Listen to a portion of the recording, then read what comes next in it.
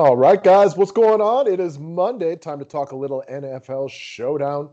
We had some funky game flow in a few games yesterday, including like the night game. I don't know how much of it you watched, but like watching Big Ben and the Steelers and the Bills, like that was so boring for the first two quarters. Well, yeah, you know what sucks, actually? It's funny you asked me that. For some reason, I don't know why, NBC has been cut off of a lot of the Cleveland networks and DirecTV. So we're not getting NBC here at all, which is what Sunday Night Football is on. And even streaming it, I couldn't stream it. So I saw very, very little of it. Well, you didn't miss much. We had some odd games yesterday. Like Dan Bailey can't make a field goal to save his life. Has he been cut yet? Because if not, that's got to happen soon. Surprised they let him back on the team plane. Oh my God, that was horrendous. Because you know what, Minnesota? You should have won that game. And if he hits any of those field goals, the game maybe works out differently. And that was just atrocious. Yep, I agree. So, anyways, we are here tonight to talk about the Browns. As my Packers move into the number one seed in the NFC, we got your Browns surging for the first time of the year. Browns-Packers Super Bowl, right? Yeah, I hope so. Let's get it. Yeah, maybe not, but we can hope at this point. So, before we get into the actual plays on this one, guys, I just want to talk about the best deal that we have right now. And I've read it up the last couple of days. We've been running this all week. You want the members-only videos for NBA today or NFL? Easy. Sign up for a membership. We got regular season NBA starting in a week. All new monthly members for the rest of the day get half of their first month reimbursed. You'll get it by the end of the day. The link to the website is below. Buy a monthly membership. The first month is half off. Let's rock some NFL and NBA together because you get both of those as a monthly member. No doubt about it. We got multiple sports finally back, and it's only going to get better. Yes, sir. Yes, sir. Our show sponsor, Overlay Fantasy Sports, has got this thing called the Matchup Shop. It is a blast. We got NFL and NBA up today. One of the most exciting and sweat-like games was yesterday. So yesterday, my play of the day was Cousins over Cook plus a point. The late fumble by Kirk Cousins got us to win by 0.1. That is a sweat and a half. That was fun. My boy Ryan Monks is messaging me. I can't believe we won by 0.1. That is a fun, good time to have to win money in a sweat like that. A little bit too interesting, but a blast nonetheless, guys. Overlay DFS, the Matchup Shop. Give it a whirl. You will not regret it. No, you won't. Let's get it, man. All right. Thumbs up is appreciated. Subscribe to the station if you're new to it. First things first, classic Kiss, Occam's Razor play of the day.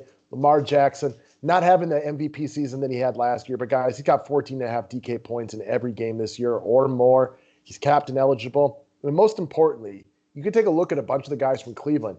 They can get games scripted out of it. But like Lamar Jackson, if the Ravens roll, he has a big game. If the Ravens are playing from behind, he'll probably be scrambling, at least getting you a baseline set of points.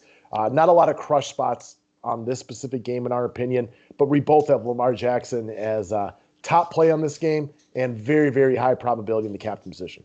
I hope that Lamar struggles here because I bet you do. I'm a huge Browns fan, but even if he struggles, it's hard to not see him. It's hard to see him not being like the leading scorer on the slate. He has the ball in his hands a ton. He's got big-time rushing upside. This is obviously a massive game for both sides. I expect Lamar's best effort here, and Cleveland might want to stop his running, but they're not going to be able to. So he's got that ultimate floor you look for, which just helps his cause. Yeah, high floor, high ceiling. Got to love that. So side note, based on a tweet I sent out last night, I mean, the Steelers got problems. Can't run the ball. Their defense has got a bunch of injuries. Who is the biggest threat to the Chiefs in the AFC right now? The biggest threat to the Chiefs in the AFC is no one. I'm with you on that one, although I'm going to agree with our buddy Taylor, who said it's the Browns or the Titans, only because Derrick Henry or Nick Chubb can keep them off the field. They can, but I just don't think those teams are good enough. I get that. The Chiefs are – I'll bet the Chiefs over the field this year, but it's an interesting question to say the least. Speaking of Nick Chubb, this guy balled against the Ravens last year. I know it's been a while, but if y'all remember, like this guy tore them up and spit them out. He's an amazing running back. I still, for my money, he's the most underrated running back in the NFL right now. His yards per carry are absolutely off the hook. He gets stronger as the game goes. You know the Browns are going to try to establish the run in this game. And I also am encouraged by the fact he's had 4 catches over the past 2 weeks.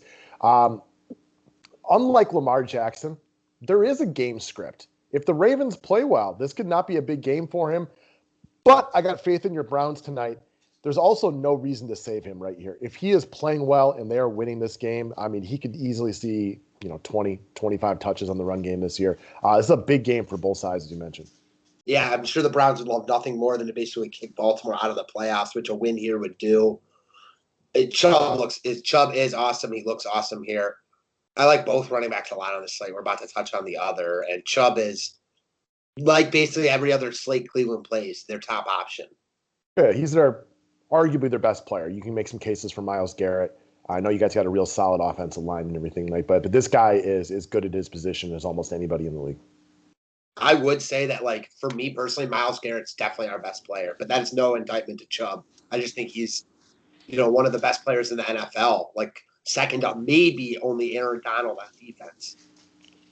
He's very, very good. No questions about it. Speaking of being very good, Mark Andrews is back tonight for the Baltimore Ravens. No bones about it. He's the best weapon that Lamar Jackson has. And most importantly, Marquise Brown's a little bit prone to like the big play that you need from him. Mark Andrews is the red zone focal point. When they get down inside the 20, this is his first look. It's kind of like the reason I like Mike Evans in Tampa a lot of times, because I know that he doesn't need a great game to catch a touchdown. Mark Andrews is a lot in that same build, right? Like he could maybe only have 40 yards tonight, but he's as likely to score as anybody on the Ravens, which is big for me. Cleveland is the 5th worst team in the league against the tight end position. It's a big game for the Ravens and the Browns. He's probably too expensive, but on showdown slates, like that's all relative. There's a bunch of guys who are too expensive on this slate. You got to play somebody. You're only choosing from this one game. If he was, 8,800 on the main slate, you'd be like, why is it tight end 8,800? But maybe you wouldn't gravitate towards him. But he's definitely, other than Lamar Jackson, probably the safest guy on the Ravens. Yeah, I'm a huge Mark Andrews fan, and you're right, he is expensive, but that's a trend on this slate. And you're right, it's very relative. You have to look at the circumstances around this game. So I'm with you. He's this that Baltimore has. He's their best offensive weapon outside of Lamar, in my opinion. He loves giving it to Cleveland. He was Baker Mayfield's tight end in college, so those guys definitely like giving it to each other. Andrews more so than Baker because he's just done a lot more against the Browns than Baker's done against Baltimore. I'm a big Andrews fan, and if I'm Baltimore, I'm feeling pretty good about myself right now. I'd struggled a bit, lost a couple of games, lost that awful game against Pittsburgh in which, they were just put in a really bad circumstance. Got a little bit healthier last week on Monday night, beat Dallas, and now you're walking into this game like, loaded is an operative word, but for their case, for their circumstances, loaded on offense. They still got some defensive guys missing. I'm really hyped to watch this game, man. I bet you are, Mr. Brown. All right, next up, Kareem Hunt. So, much like Nick Chubb, there are game scripts where Kareem Hunt's not a thing tonight, right? If Chubb is playing really, really well and they're up, he's going to get the lion's share of the carries. However, there's also game scripts where Kareem Hunt gets a much bigger role, i.e. if the Ravens get an early lead and they have to throw ball a little bit more than they initially intended. And so you can pivot off of Chubb. If you feel like that they run the ball with great authority tonight, you can play them together. He's had a little bit of an odd price range for ownership. So as far as like the GPP mold goes, I don't think he gets a ton of love tonight. And again, he is the running back to get more touches in the receiving game if that's the game script that you envision. Yeah, so I agree with you on all points. I think that the Browns are obviously going to make it a priority to really get the ground game, run game going here, keep Lamar Jackson off the field. I think last week you saw a situation where Tennessee just said, we're not going to let, Chubb and Hunt beat us. We're going to let you, Baker Mayfield basically do whatever he wants. And now that you saw Baker Mayfield make them pay, it's hard to continue to keep doing that. So I think that in itself is going to open up the ground game for the Browns a little bit. I like both running backs here. We talked about it on our members only video. I like both of them a lot at their price points. It just makes it even a harder, decision point. And that's why playing both of them is firmly in play for me. Last up, cover boy for the day. We went cheap on the cover today. And let's talk about your tight end, David Njoku. So this is potentially not a thing. And that would be if Hooper surprises the world and plays tonight. But it looks like he's firmly very unlikely to play. So when Austin Hooper missed a couple games earlier this season, your boy Harrison Bryant had a monster game one. And then game two, neither of the tight ends did much. But that was the win game where nobody did much on the offensive end of things. What's happened to Harrison Bryant lately, he's slightly fallen out of favor for your Browns, having fumbled twice. And 2 of his last 5 receptions have ended in fumbles. And this is a game they can't afford that. So we do think it's possible Njoku sees just as many times on the field. They might run 3 different tight ends tonight, even without Austin Hooper around. I just like the price point for Njoku, and I don't need much out of him. 2 catches for 15 yards, and he pays off his salary. This is all about trying to fit better players into your lineup. Yeah, I mean, he's 1K. He makes it work. Again, on a slate without a ton of we don't have any Demir Birds at 800 on this slate. We just don't have that. Njoku looks really good at 1K. He's going to get run here. We've seen him be productive in the past.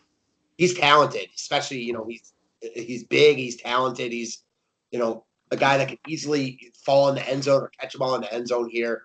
At this price point with, a bunch of higher priced guys that we're interested in that we brought up on this show, it makes sense to look at someone in this range, and he stands out. Yeah, you're not going to like him as much as you like Demir Bird on Thursday, and I don't even like him as much as I like Jalen Samuels last night for 200. But it's much easier to construct your rosters when you have a guy for 1,500 or less. And as far as those guys go on this slate, he's my favorite, but we don't expect him to crush tonight. There's no delusions of grandeur here. We don't expect him to go out and have 6 catches for 100 yards. Crazier things have happened, but that's not your expectations here. Falling in the end zone would be great. Play action to Nick Chubb, 5-yard touchdown. That would make this guy's night, would make our nights from a DFS perspective. But again, it's very low risk at $1,000. But the main thing you're doing here is trying to get the Lamar Jackson and Nick Chubbs of the world into your lineup. Mm-hmm. Amen. All right, guys, that's what we got for today. We will hit with some NBA picks in just a little while as well. It's nice to have 2 sports going, and I wish you guys the best of luck on everything tonight. Thanks, guys.